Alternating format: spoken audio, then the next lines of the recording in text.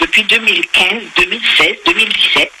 Nous écrivons au procureur, nous déposons des plaintes, nous écrivons au préfet qui ne répond pas, surtout le dernier qui vient d'arriver, qu'il y a un réel problème de foncier, de vol de terre, d'escroquerie en bande organisée, avec des gyromètres, avec certains élus, avec des notaires, et qu'il faut vraiment ouvrir ce dossier de corruption en Martinique.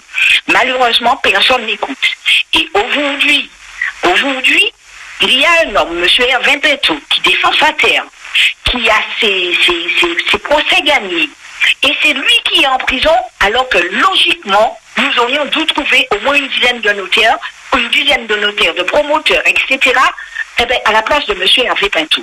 Alors, M. Hervé Pinto a été incarcéré, je précise, non pas pour cette affaire de foncier, mais en tout cas pour le contrôle judiciaire qui n'a pas été respecté. Vous parlez de nombreuses plaintes déposées. Combien de plaintes, notamment, que vous accompagnez, vous, la Sopamar?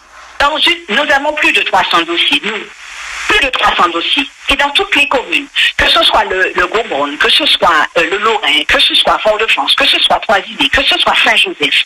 Nous avons travaillé nos dossiers avec une OPJ, et notamment avec Cécile Marc de Martinique, la première, qui a fait son travail.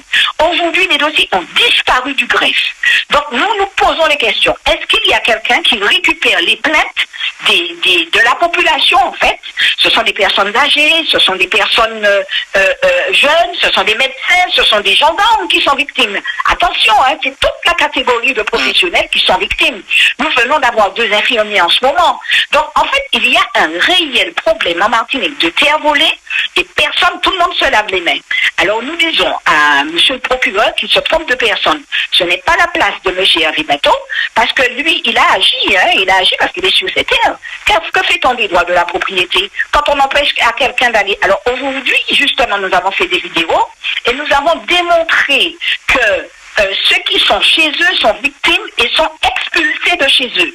Alors donc, ça voudrait dire que demain, puisque les gens ne voudront pas sortir de chez eux, que les gendarmes vont venir pour les mettre en prison.